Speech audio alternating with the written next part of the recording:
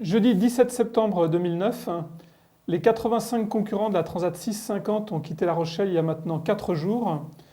Ils ont eu des vents très très forts, au portant comme prévu dans le golfe de Gascogne, au niveau du Cap Finistère ici avec 30-35 nœuds, voire des rafales à 40 pour certains concurrents.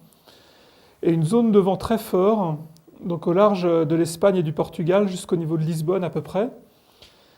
Toujours au portant sous SPI. Alors, on sait que la plupart ont affalé les SPI du côté du Cap Finistère, mais les premiers qui ont pu spier à nouveau, comme Francisco Lobato en bateau de série, ont creusé l'écart et les écarts sont aujourd'hui conséquents puisqu'il y a plus de 40 000 d'écart entre le premier et le deuxième en série et des écarts importants également en proto avec une dizaine de mille d'écart entre le premier et le deuxième. C'est toujours Henri-Paul Shipman qui mène la course en proto. Les premiers concurrents sont au niveau de Gibraltar à peu près, donc ils croisent très au large mais ils sont à peu près au même niveau que la flotte du Tour de l'Europe, qui ont passé Gibraltar la nuit précédente.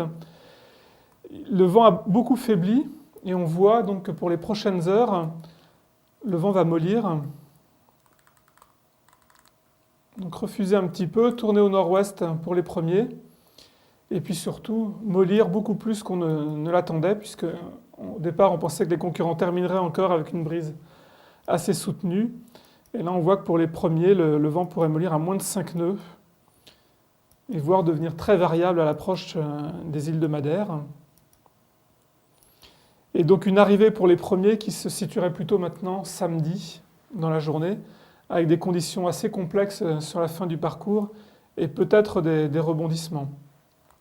Pour les suivants, on a toujours une zone de molle et le vent devrait se stabiliser un petit peu et reforcir un petit peu à partir de dimanche, ce qui va aider. Donc on voit un flux un petit peu plus soutenu de vent ici à partir de dimanche et plus régulier surtout. Et donc les derniers bateaux pourraient recoller un petit peu sur le groupe de tête. Alors aujourd'hui, on sait que beaucoup de bateaux ont eu des soucis techniques. Beaucoup ont déchiré des spies, cassé des safrans. Il y a eu beaucoup d'avaries de gréement également. Et donc ce sont les bateaux qui ont le moins cassé et qui ont pu spier le plus longtemps qui mènent la danse et qui devraient gagner donc la première étape à Madère, où les premiers sont attendus samedi, les suivants dimanche et lundi.